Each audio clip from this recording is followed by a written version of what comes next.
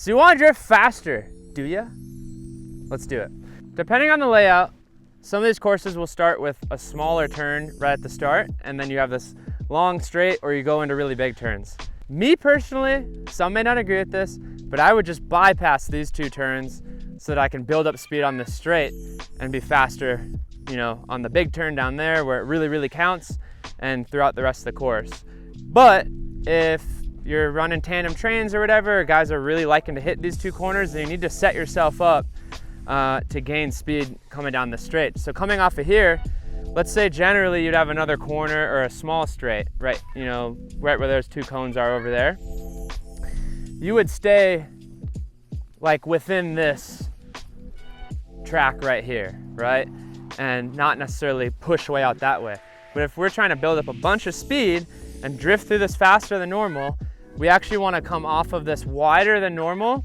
So we're building up speed, and then we're definitely going to need to upshift, transferring out, and again, stretch that out, build up a bunch of speed, and then you'll be flying. If you want to go faster through the course, it's about assessing the course and finding spots where you can gain a bunch of speed, right? This is a great one, this straight. You can do it so many different ways. And we're not talking about driving really fast down the straight and then pulling the handbrake. We're talking about how to actually increase your speed through the course, and maybe even starting with the slow spot.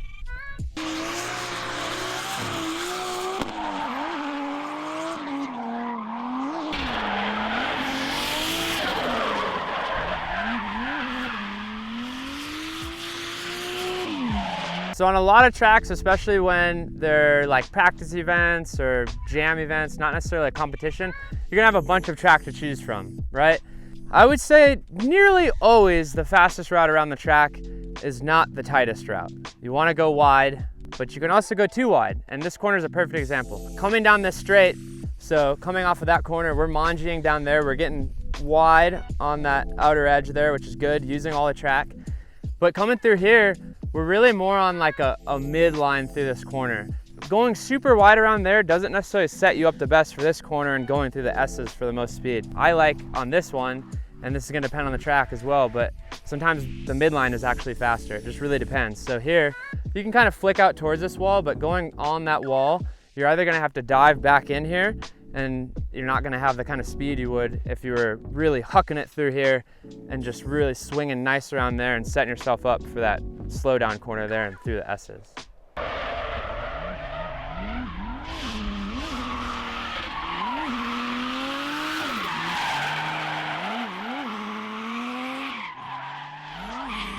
One of the biggest keys for getting around the track faster is your entry.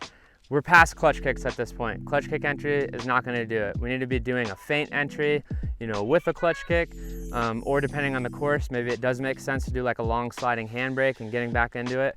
But some entry where you're using way more of the inertia of the car is gonna be what's gonna get you through the track faster. And it makes such a huge difference. If you do that first corner fast and well, it sets you up for a faster pace through the course.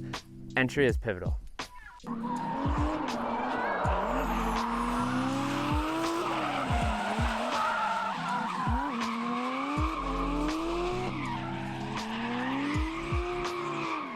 So another spot you can find a lot of speed are corners like these, where you have some type of straight. When you're getting going, learning, definitely want to mangy through this straight.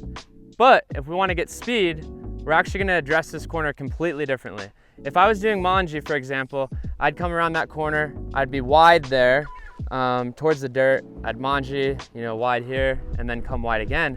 But if we want to go through this with speed and for really good tandeming, we may actually kind of tighten up on the apex on this corner, but then shallow angle and push out here. You can even see tire marks. You can see the differences in tire marks on this track, which, side note, on most tracks you can see tire marks, especially if they're well-drifted tracks, and you can see where people are going. It depends on the level of driving of the track you're at, but the darkest spots are generally where you want to be. So out here, it's freaking black, like all throughout here. So that means they're coming out here, they're shallowing angle a little bit, and then they're kind of doing a second flick, adding in some angle, coming around that carousel, maybe a little bit of handbrake, whatever it is, and that's gonna be far faster through a corner like this than doing a mangy.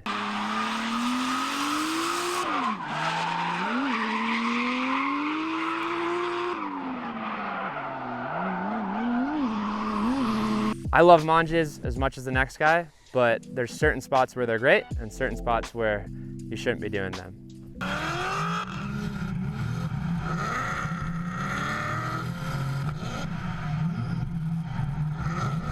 If you guys enjoyed this video, why don't you hit that subscribe button.